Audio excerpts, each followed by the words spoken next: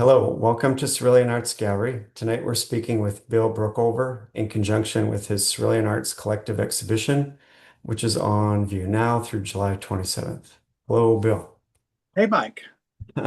Thanks for being here tonight, My pleasure. Thanks for including me. of course. So please tell us about the new show. So these are all cyanotype prints. So it's a early form of photography, but I think of it as very printmaking adjacent because the process I do them is very similar to the way I prepare a screen for screen printing in terms of using a photographic image and using a light sensitive material. So the imagery all comes from some photographs I took in a former print shop location. So I belong to BYO Printmaking Collaborative, and we used to be at Sharktown Studios in Kensington, not far from Fishtown. And the outside of the building is covered in vines, and there's kind of this metal screening attached to the building that holds all these vines, which may actually be poison ivy. I'm not sure what they were. So I was photographing them from inside the building. I wasn't touching them. Um, and I just found it a really striking image of I'm an architect by training, and so I love a grid. I always have to start with a grid. But then I love how the plant material kind of weaves its way through the grid. Um, then in my process, I do a lot of manipulation of a photo in Photoshop. And these began as what I thought was going to be a screen printing project and getting the sort of photo negative produced at like a small scale of like 12 inches by 12 inches. But when they came back from the reprographics house, they were 44 inches tall and 22 inches wide, which is way bigger than I can easily screen print. And so I'd always thought about if I were to do a screen print project trying to print big, how would I do it? Because physically, I can't print a 30-inch wide piece of paper and reach that far across the table. So I always thought I would do like these small pieces and piece them together. So this gave me an opportunity to think through that process, use the negative on my light exposure unit at the studio, but instead of moving toward a screen to print in color, printmaking, it became a contact printing photographic project. Um, so these you're looking at right now, these are fragments. I call these fragments, these small pieces, because as I did the larger pieces, I did them all in smaller pieces of paper and then reassembled them as collages. And so some of they went through the photographic, printing process many times. So I ended up with a lot of smaller pieces. And so I thought it was interesting to see them as like a little tiny piece of something that's, from a larger thing that you see over on the wall. And I love how these are actually graffiti on the side of the building. And when they become these very high contrast images, they look like calligraphy or maybe like a design on Chinese blue and white porcelain or something. They just take on this otherworldly character that I just find really appealing.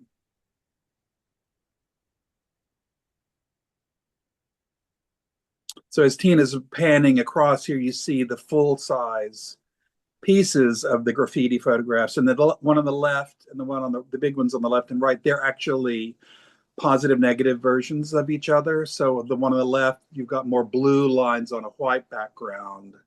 And then when we get over to the other one, you'll see the other one is the opposite. It's more white shapes on a blue background. So it's The, the urban landscape that interests you?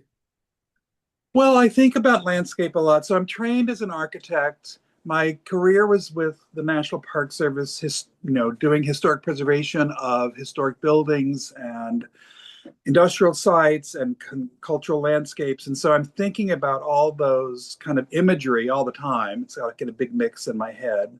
And then as I'm moving around, I'll notice something and I'll take a picture of it. The photograph then becomes something that I want to manipulate and extract imagery out of. And I guess my go-to approach is to try to distill, like remove information from the photograph so it moves toward an abstraction of something I actually saw.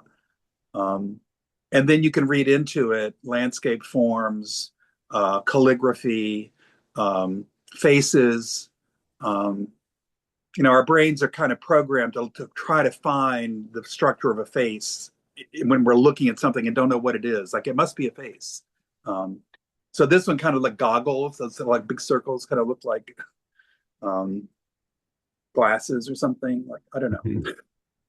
I like the ambiguity of I'm starting with reality, but I've now made it somewhat abstract, and then you can read into it whatever you think is important. And so how does this cyanotype process So work? cyanotype is a very early form of photography. It was kind of discovered slash invented in the 1840s by a British astronomer. He was looking for a way to make copies of his handwritten notes. And so he was and photography was kind of in the air. It's being created, invented in a number of places all at the same time. One of those quirks of history that, inventions kind of emerge out of the ether. So a lot of people were thinking of ways of using light sensitive chemistry and trying to create a reproduction of something. So his name was John Herschel, and he discovered iron salts in different combinations, and he would mix a solution, coat it on paper, and then do a contact print of his notes. So the sunlight would go through the paper and turn the treated paper blue, and then the writing on his note paper would block the sunlight. That would stay white when he developed it. So he had white writing on a blue background. And this is also the same technology that architects used at the end of the 19th century to actually create blueprints. Blueprints are actually cyanotypes on big sheets of paper. Um, so it's kind of one of these photographic techniques that got developed on the way to developing like Kodak instant cameras, and then fell by the wayside because it's not commercially viable.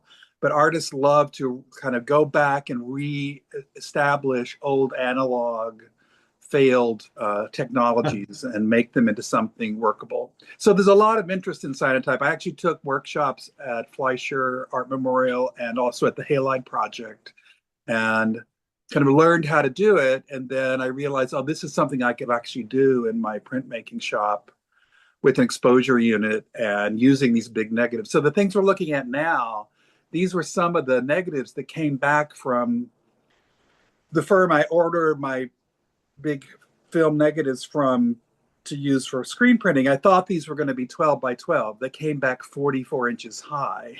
And the Okay. square image got split into two big vertical panels. So there was no way I could print those in screen printing. I'm not big enough to reach across the screen that big. Right. So they went in the drawer and I had to ponder, like, what the hell am I going to do with these? And then as I started realizing the possibilities of cyanotype, then I thought, oh, these will be a great project. So, but I can't physically coat and handle a piece of paper that's 44 inches by 22 inches. I'm sure in some places that's possible, but not in my print shop. So my default was to work with smaller pieces of paper. So I coated 9 by 12 paper and then place them underneath this big negative. But it took a lot of passes through the process to actually cover every corner of the big negatives. And then I collaged them back together again. So you like burn the photo image onto the Well, paper? yeah, so it's just like if you've ever done darkroom photography, where you have a negative and an enlarger and photographic paper at the bottom, and the light goes through the negative and then hits the photographic paper. So where the negative is blocking the light, that probably becomes white on the photograph, and where the negative has white space and light goes through, that then converts the photographic paper into a tone. So it's a similar process. The light, the big film negative is everything that's white is black in Mhm. my film negative. And Right. so all those areas, light never touched the light sensitive surface. And then all the blue areas were clear and the light went through and hit it. And that can, in this chemical process, it's light sensitive. So that surface then, once it's developed in water, turns blue and permanent. And then all the places where the chemistry was on there, but it got blocked, that washes away in the developing Right. process. So once I exposed them, it took about 20 minutes to do the exposure. Then I take it into a basin of clear water and let it sit for about 10 minutes. And all the unexposed chemicals on the paper, they then dissolve away. And then all the part where the light hit the chemistry, it converts it to blue. And then they're fairly stable. I've read that they will fade slightly in direct sun over time, but then you put them in a dark space and they kind of regenerate again. So that's why Huh. blueprints, I think, were very good for architects' drawings. If an architect needs to produce copies of their drawings for the contractor to go out in the field and build the building. So they were very durable, but I guess not terribly expensive to produce. Although by the time I studied architecture in the 70s, we weren't doing blueprints. We were doing a different uh, process called diazo prints, but similar idea. So how did you decide on the support for your That print? became an interesting question. So I didn't think I was going to be doing these images this full size of the negative because I thought that's crazy. I can't work that big. And then they just wouldn't crop down to reasonable images. Like the one on the far right kind of did, but it's the only one that I got a small piece out. So once I realized they had to be big, then I've got these 44-inch high by 22-inch wide collaged pieces of paper. Then how am I going to present them to you in the gallery? And I was really reluctant to buy frames with glass this size Yeah, because the glass is very expensive and it adds a lot of weight to it. And I was right. brainstorming with my studio mates at BYO, and it helps to work with friends because they came up with lots of interesting brainstorm ideas. And one of the ideas that one of my friends suggested was a wood panel. So these are similar to like wood cradles or wood panels that painters paint on. Yeah. But I needed them to be really big. And so one of my studio mates said, my husband is getting into woodworking and he's looking for projects. Maybe he could make these panels. So he went and looked at how they're constructed, and they're a thin layer of very high quality plywood on a wooden frame. So another friend described them as like hollow core doors, but with only one panel. And so Right. that gives you a frame with a nice flat surface that you can put a wire on and hang from the back side. And then I started thinking about the possibilities of like these are kind of technical looking images. And so seeing the blue and white against a wood grain and then being able to stain the wood to be a nice warm wood. So I thought the combination of the colors would look really nice, and the wood grain would offset the imagery nicely. And so my friend Andrew made up all these wonderful wood panels for me, and it was around the same price range. I think less than I would have spent if I bought frames, because of the size I'm in. Like I've got to get custom frames made, so worked out to be a Yeah. great solution. Yeah, the warm red brown really sets off the blue.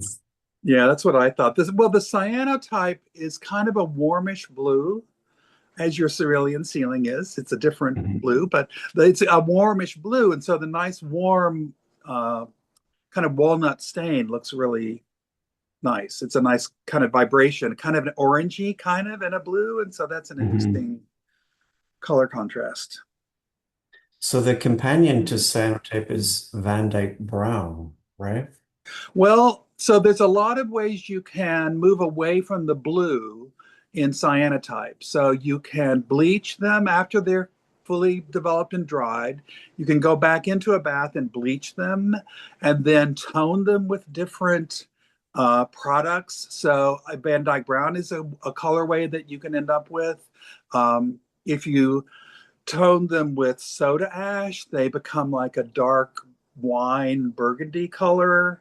Um, I didn't have time to explore all the toning variations, so that's definitely an area that there's more room for exploration and seeing what happens when I get with different tone values. You can't dramatically change the color, but you can shift it slightly and then darken it more. And I don't know, slightly different variations. But yeah, Van Dyke Brown is something that, and also this overlaps with other kinds of darkroom analog photography where people are doing like gum bichromate and toning photographs after they've been processed. I mean, it's in that same world of um, kind of reviving these no longer current photographic technologies. So do you think your background in architecture, which is a lot to do with layers, um, sparked your interest in printmaking, which is all about layers? Well, it didn't really spark my interest, but once I discovered printmaking, it certainly vibrated as like, oh, I'm at home. Right. Um, You felt the affinity. yeah, so I landed in the printmaking class at Fleischer because my youngest daughter was the editor of her high school yearbook and needed to take a photography class. And there was one on the summer evening schedule 20 some years ago. And so I said, oh, we'll go together. I'll find something on the schedule. And I saw screen printing and I thought, well, that sounds cool. I'll try that. And I just fell in love with it. Um, Mhm. and so it has to do with thinking in layers. And it also, I think for this project, I had always known about blueprints that architects used, but I didn't use that process when I was working in offices. And so I kind of wanted to understand it better. So that kind of drew me into cyanotype. Like, what is this thing? How does this work? Um, and I had actually learned darkroom photography in college. And so the being in a darkroom felt very familiar. So it all kind of came together.